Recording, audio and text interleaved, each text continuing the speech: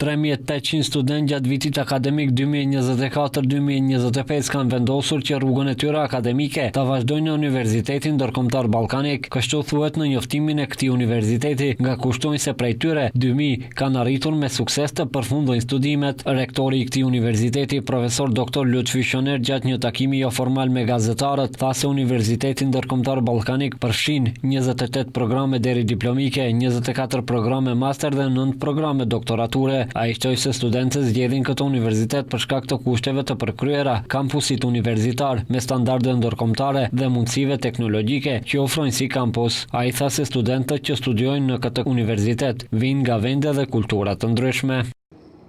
There are too many Turkish citizens in our university. Kemi numër të madh të studentëve turq.